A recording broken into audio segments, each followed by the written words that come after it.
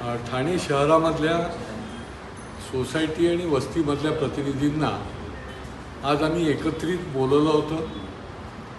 केंद्र सरकारच्या अमृत योजनेच्या अंतर्गत या ठिकाणी राज्य सरकारकडे शेकडो कोटीचा निधी आलेला आहे आणि या निधीच्या माध्यमातून आमच्या या शहराला देखील ड्रेनेज सिस्टीमसाठी म्हणजे मलनिस्सारणची जी सिस्टीम आहे ती जुन्या ठाणे शहरामध्ये तर एकदम कोलमडलेली आहे, कारण की 50 वर्षामध्ये ही काही नवीन केलेली नाही आणि त्याच्यामुळे तिथून राज्याकडे पैसे आलेले आहेत आणि या शहराकरता देखील शेकडो कोटी हा ड्रेनेज सिस्टीम करता मिळावा याकरताही आम्ही पाठपुरावा करत होतो आणि त्याला यश मिळालेलं आहे।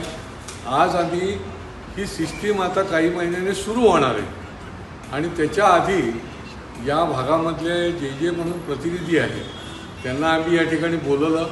महापालिकेचे जे अधिकारी आहेत त्यांना देखील बोलवलं की त्यांनी याची सगळी माहिती द्यावी, कारण की जुन्या लाईनमुळे लोकांना अतिशय त्रास होतो आहे आणि या जुन्या लाईनमुळे टेम्पररी त्या ठिकाणी साफ करण्याचं काम होतं, परंतु कायमस्वरूपी होत नाही आहे।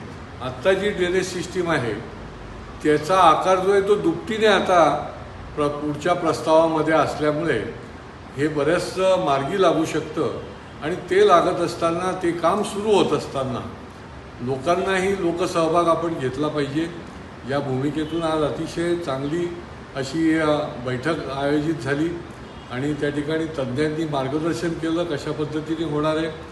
प्रतिनिधींनी देखील याच्यामध्ये सहभाग घेतला आणि मला असं वाटतं की लोकसहभागामधूनच लोककल्याण होतं आणि ते काम आज या माध्यमातून झालं आहे। पुढच्या काळामध्ये या 1.5-2 वर्षामध्ये ही ड्रेनेज सिस्टीम जी आहे ती पूर्ण त्याचं नूतनीकरण झालेलं असेल, पुनर्विकास त्याचा झालेला असेल आणि निश्चितपणे जी समस्या वर्षानुवर्ष लोकांना भेडसावते आहे त्याचं निराकरण देखील या माध्यमातून झालेलं असेल।